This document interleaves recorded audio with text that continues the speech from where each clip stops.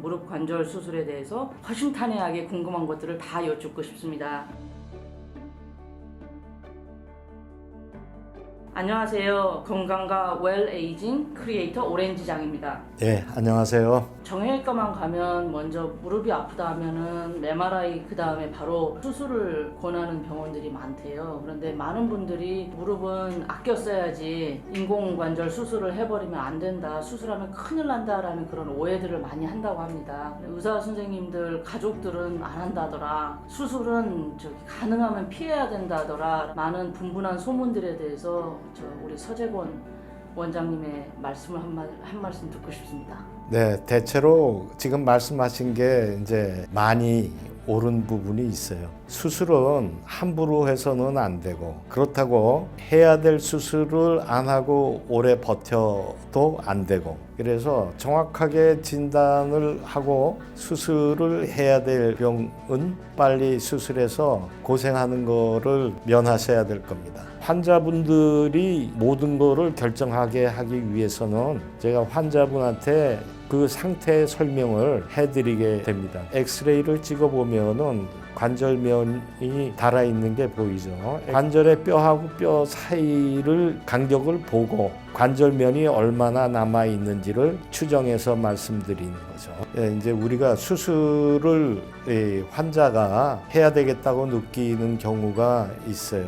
퇴행성 관절이 오래되면은 통증도 생기면서 다리의 변형을 동반하게 되고 관절면에 마모가 생기게 됩니다. 마모의 정도에 따라서 퇴행성 3기 또는 4기로 구분하고 동반하는 통증의 정도도 여러 가지로 구분하게 되어 있습니다.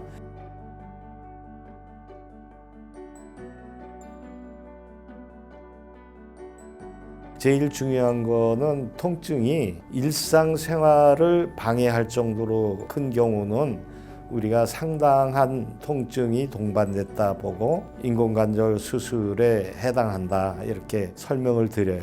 그리고 퇴행성 변화가 진행하면은 다리에 변형이 생기게 되죠. 또 변형의 정도에 따라서 수술을 해야 된다, 아니다, 이렇게 구분할 수 있는데, 다리의 변형은 퇴행성 관절의 기수, 즉 진행한 정도에 따라서 3기, 4기로 나누기도 합니다. 4기는 관절면이 전부 닳아서 관절뼈끼리 부닥치는 상태가 되는 것이고, 3기는 관절면이 어느 정도 남아있는 때가 됩니다. 3기나 이런 상태에서 약이나 물리치료 등으로 어느 정도 호전이 있어서 지낼 수 있을 때, 그때는 굳이 권하지는 않는 때이죠. 그래서 4기에 해당하면서 통증이 일상생활을 편하게 하지 못할 정도로 있을 때, 그때가 우리가 흔히 권하는 시기가 된 것이고, 수술하고 난 다음에는 너무 뻣뻣해져서 오히려 그 수술 후 재활 치료가 막 1, 2년 걸려서 오히려 인생의 생활이 더 힘들어질 수도 있다라는 이야기를 해요. 수술 후 그런 재활 치료나 부작용 같은 거에 대한 소문들을 좀 들었었는데요. 너무 무서워하지 않아도 됩니까? 환자 다리가 뻑뻑해서 관절 운동이 잘 안 될 정도라면은 문제가 있는 겁니다. 제일 좋은 거는 수술할 때에 그런 거를 감안해서 그런 결과가 안 나오도록 수술을 하는 것이 중요하죠. 그렇지만은 환자가 이제 통증에 대해서 굉장히 예민하신 분 같으면은 수술이 제대로 돼도 또 아파하시는 분도 간혹 계세요. 수술은 뻗정다리가 된다라는 이야기가 있었고요. 관절 운동이 잘 안 되고 뻑뻑한 경우, 그건 대부분이 관절 수술 시에 관절을 폈을 때하고 구부렸을 때의 절제 폭이 서로 차이가 많을 때 그런 일이 생기죠. 인공관절에 비해서 관절 절제폭이 적은 경우에는 인공관절을 끼워 넣으면 너무 빡빡한 상태로 들어가기 때문에 그런 상태에서는 관절 운동에 이제 제한이 많이 오게 됐어요. 또 이렇게 양반다리가 잘 안 된다, 이런 말도 있었고, 양반다리를 결정하는 거는 무릎에서 그게 결정이 되는 게 아니에요. 사실은 정상인 같으면은 다리를 구부리고서도 양반다리를 할 수가 있어요. 그거는 관절의 운동이 고관절에서 회전 운동이 일어나서 양반다리를 하게끔 하기 때문에 무릎 수술하고서 양반다리가 안 된다 그러면은 대부분은 고관절의 구축이나 이런 걸로 다리가 잘 안 벌어지는 분들이 양반다리가 안 되는 경우가 많죠. 또 이렇게 걸을 때 뻑뻑뻑뻑 이렇게 소리 난다. 다리에서 이제 소리가 나는 경우가 이 인공관절 후에 흔히들 있어요. 인공관절 후에 다리에서 소리가 나는 경우는 이 대체로 통증이 동반되지 않는 경우에는 큰 문제는 없다고 그럽니다.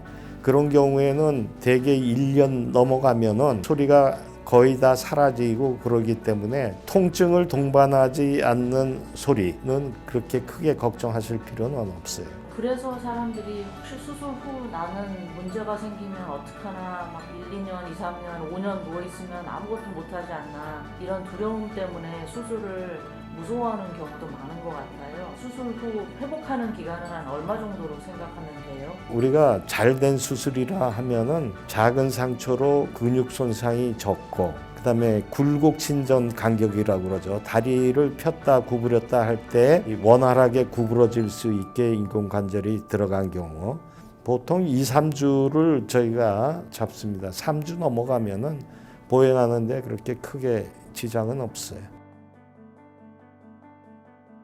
체중선에 맞게끔 다리를 교정을 하고 거기에 맞게끔 인공관절이 들어갔을 때에 최장의 인공관절 수명을 누릴 수 있는데 3, 40년 그렇게 오래 쓸 수 있어요?